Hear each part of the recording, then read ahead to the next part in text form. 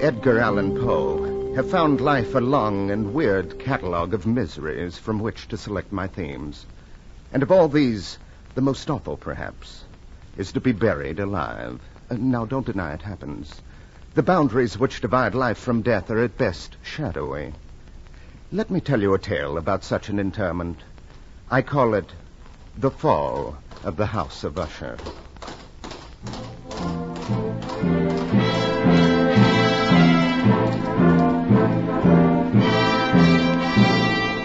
The day was dark and soundless, and black clouds hung oppressively low in the heavens.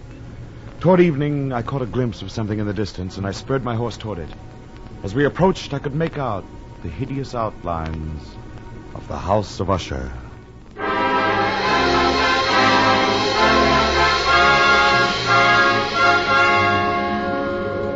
The house was old, the masonry crumbling. It was built on a rock in the center of a deep tarn or pool of stagnant, rank water. Over all, there hung the atmosphere of a neglected vault, of the gloom of the dead. I dismounted from my horse and walked across the wooden bridge that led to the great door. I felt a vague terror rising inside me, a desire to turn back and ride away. As I fought the urge, I found myself reaching into the breast pocket of my coat where lay the letter. The letter which had brought me to the House of Usher.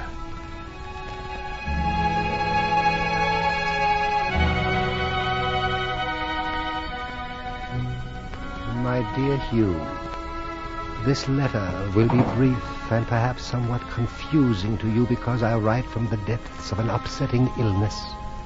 Whatever its merits, please, in the name of our former friendship, do not ignore its plea. I must see you, Hugh, as soon as possible.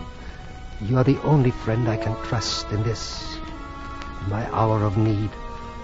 I enclose a map directing you to the House of Usher. Your very dear friend, Roderick Usher.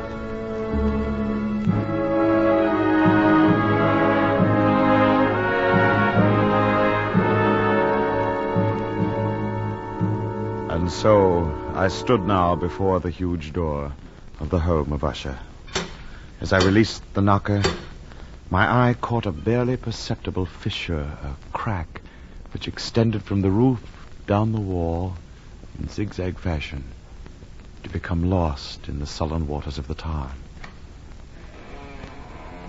Yes? This is the House of Usher, is it not? Who asks? Sir Hugh Catlin, a friend of Sir Roderick Usher.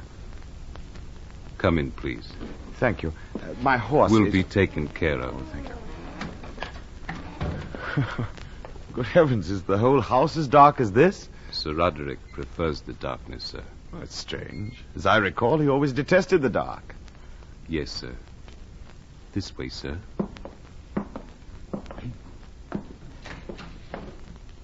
You will be so good as to wait in this hall, sir. Oh, I'll tell Sir Roderick. Thank you.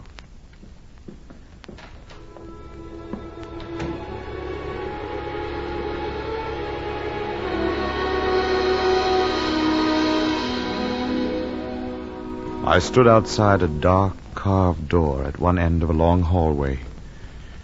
In the semi-darkness, as I stood there waiting, I felt eyes upon me. And then, as my own eyes grew accustomed to the dimness, I saw, standing only a few yards from me, a young woman in a white, gauze-like gown. For a long moment we stared at each other. And then, before I could speak, she turned and left, singing as she went. I saw thee on thy bridal day, when a burning blush came o'er thee. Though happiness around thee lay, the world all love thee. Sir Roderick will see you, sir. Oh, thank you. By the way, is Sir Roderick married now? Oh, no, sir. Is anyone living here beside himself? Perhaps you'd better let him answer that, sir. This way.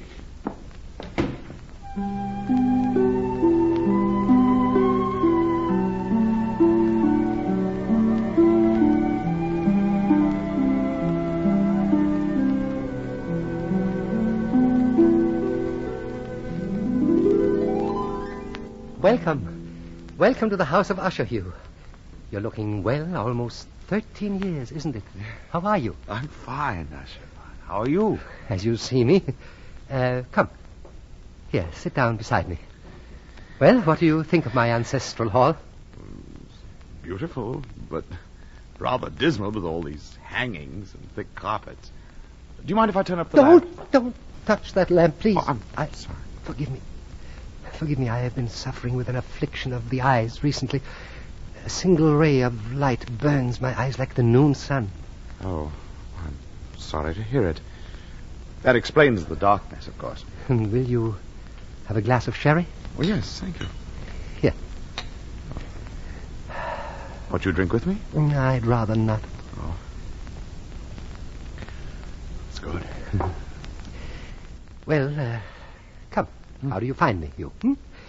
Am I not well preserved, still rather handsome? Yes, time seems to have treated you very well, Usher. I find you... Yes? You were about to say? Nothing. Yes, you were about to say you find me altered. Come. Yes, I was. How? Different, somehow. Different how? Agitated, unnerved. So, I tried so very hard to conceal it.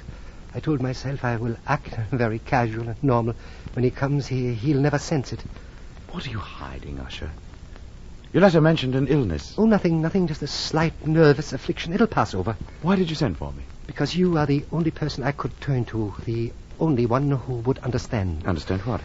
Hugh, do you recall discussions we had once concerning euthanasia?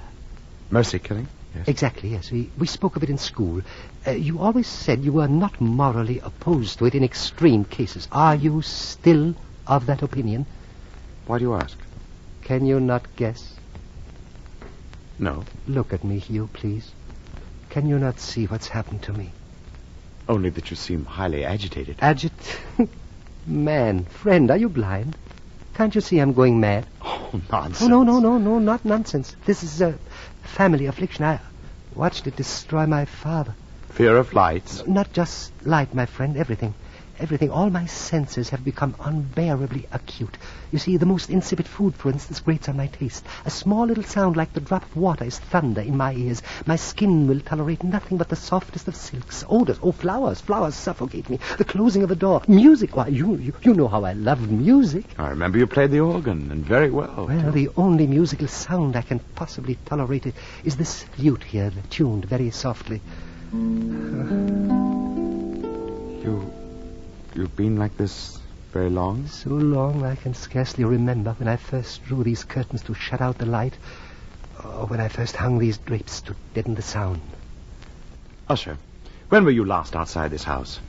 I have not set foot outside this house or seen daylight, my friend, for 13 years. Good heavens, man. What you need is to breathe fresh air and see daylight. Oh. This morbid atmosphere is enough to induce melancholy in a clown. It's like living in a tomb. I'm sorry.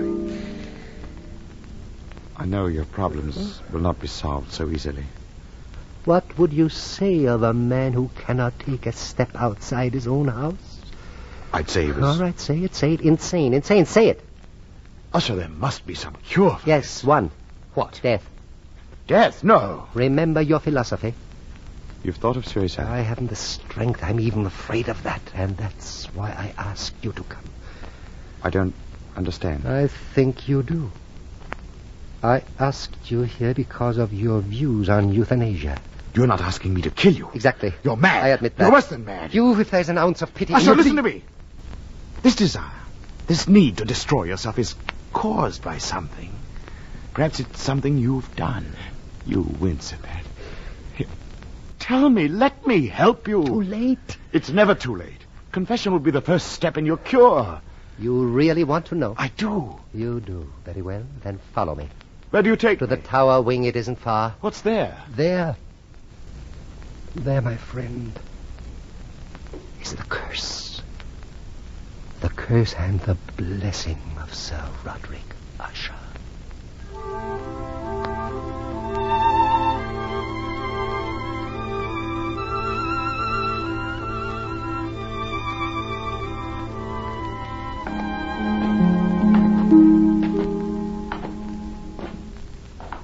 Here.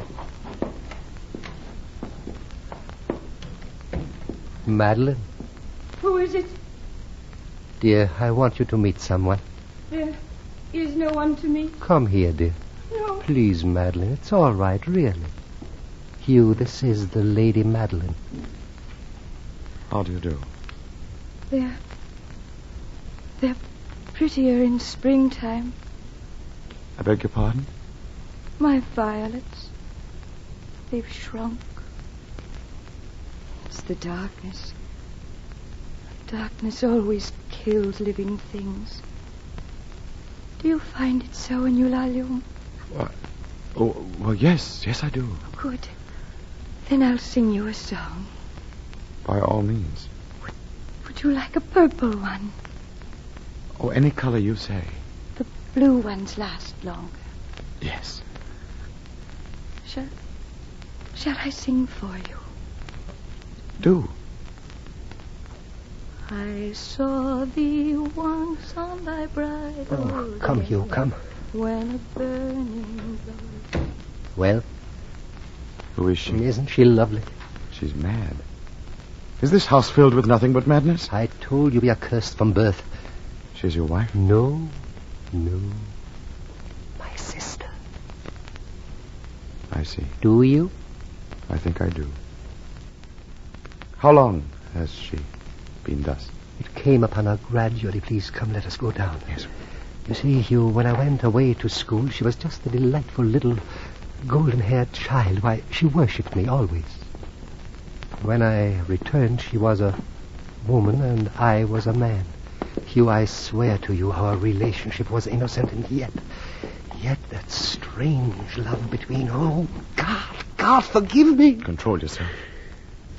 For 7 years, 7 long years, I've watched her becoming progressively worse, and then my own affliction began.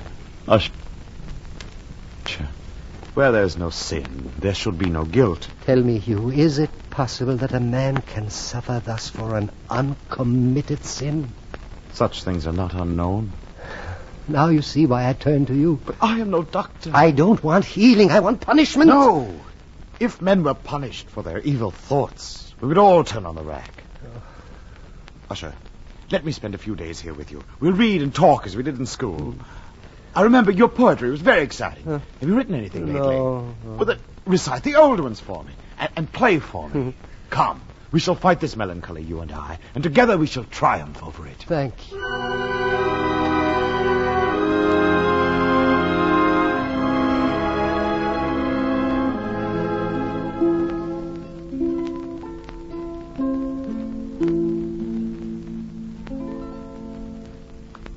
Bravo. You really like it? Oh, it's really very beautiful. You've improved, really. Thank you. Why do you stop? Because I realized that I just now smiled for the first time in years. You see, you're getting better already. Go on, though. Recite another. Very well. You really want one? Of course I do. All right. I call this one here The Haunted Palace. In the greenest of our valleys, by good angels tenanted, once a fair and stately palace, radiant palace, reared its head. Banners yellow, glorious, golden on its roof did float and flow. All this, was in the olden time, long ago. But evil things in robes of sorrow assailed this fine estate. Oh, let us mourn, for never morrow shall dawn upon it, desolate. And travelers now within that valley through red-litten windows see vast forms that move fantastically to a discordant melody, while like rapid ghostly river through the pale door a hideous throng rush out forever and laugh, but smile no more. No. Someone is coming. Well, I hear nothing. Yes, come in. Well? Sir Roderick, you'd better come at once. Come where? The tower room, sir. It's the Lady Madeline. Go. Madeline, what's wrong? I don't know, sir, but you'd best hurry. I'm afraid something terrible has happened. Oh.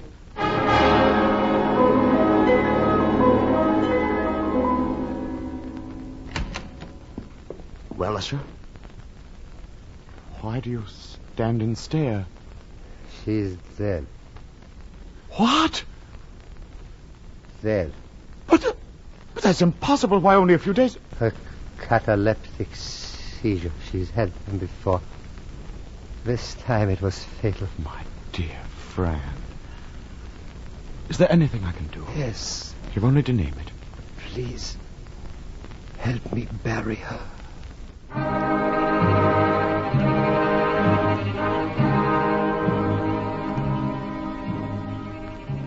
After the Lady Madeline had been encoffined, Usher and I alone bore the body to its last resting place.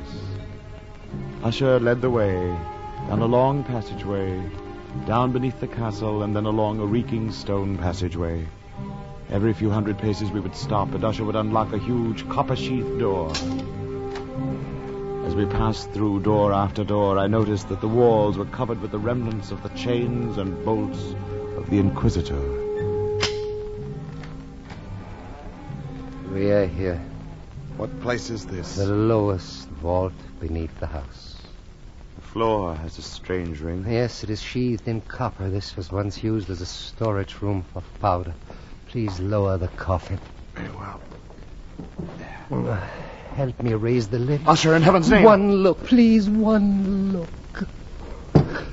Oh, isn't she lovely? See how, even in death, a faint rose tinges the cheeks.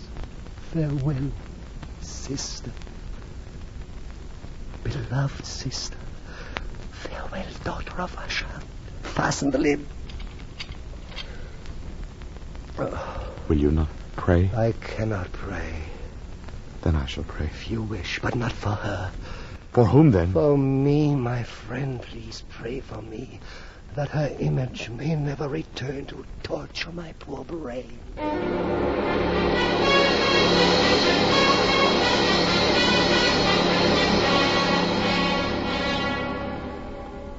For some days after the burial of the Lady Madeline, a change came over Roderick Usher.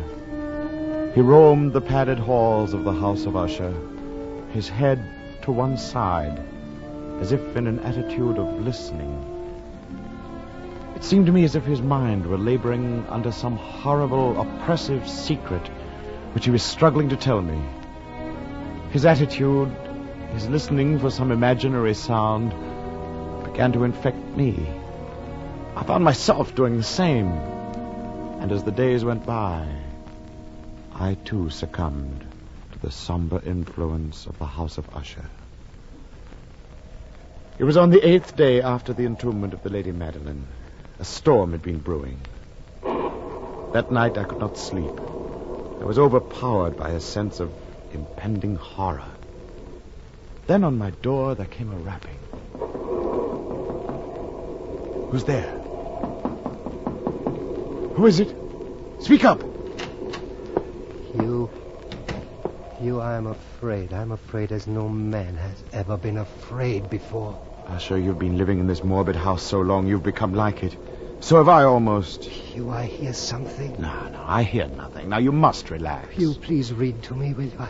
It may take my mind off the storm and off this house. Of course it will. Now, you just sit there and listen. I'll read from the Tryst of Sir Launcelot, all right? Yeah. Are you listening? Yes, go on, please. Go on.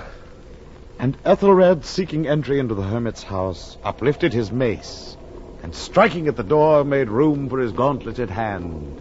And now, pulling sturdily, he ripped it asunder, so that the noise of the dry and hollow-sounding wood reverberated through the What's the matter, Hugh? Why do you stop? I thought I heard something.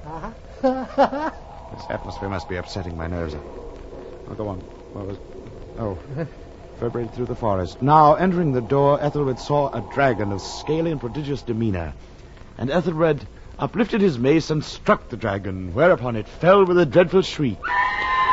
Merciful heavens! Usher, did you hear that? Read. You did hear that, didn't you? Read.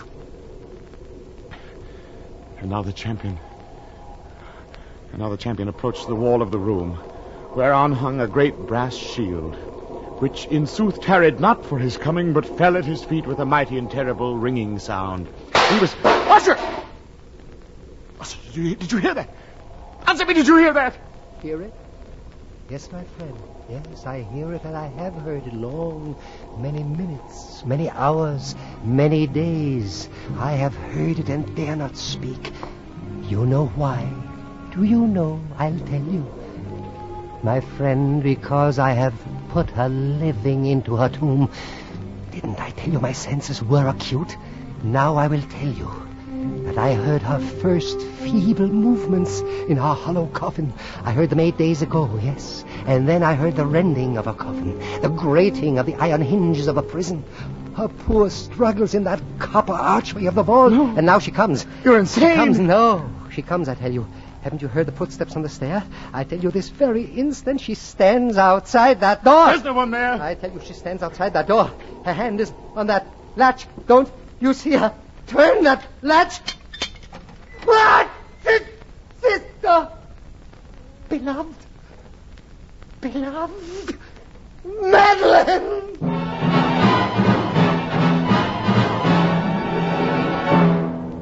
For a moment she stood, trembling and reeling to and fro upon the threshold, blood upon her white robes. And then, with a low, moaning cry, she fell upon her brother and bore him to his death at my very feet.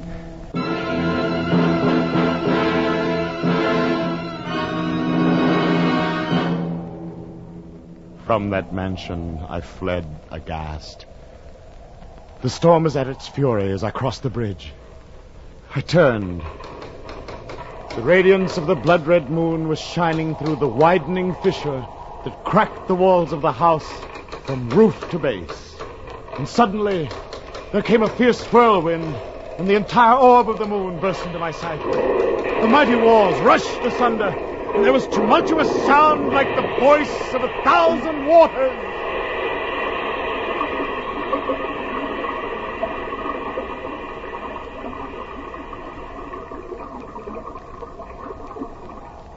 And then, the deep, dank tarn at my feet closed sullenly, silently, eternally over the fragments of the house of Usher.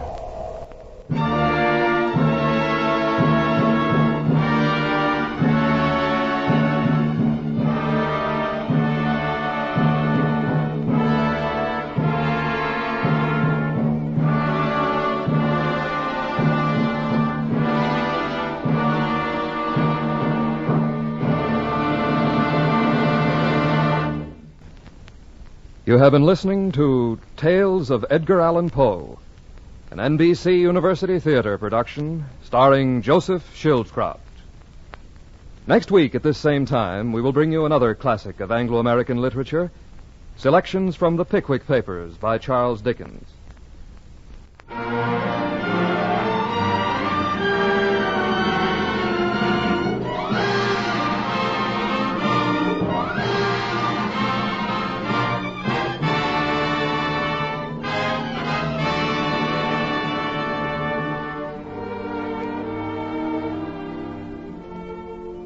The Tales of Edgar Allan Poe were adapted for radio by George Lefferts. Our intermission commentator was Dr. Harvey Webster.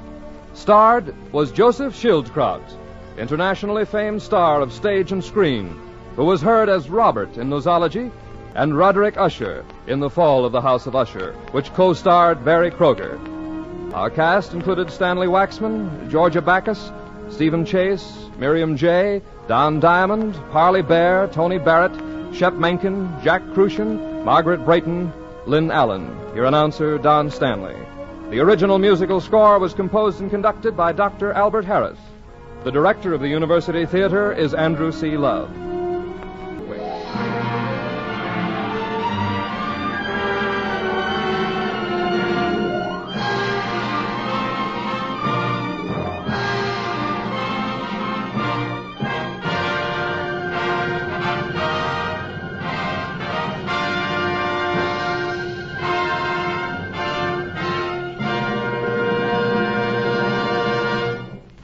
Today's NBC University Theater production of the tales of Edgar Allan Poe came to you from Hollywood's Radio City. This is NBC, the national broadcasting company.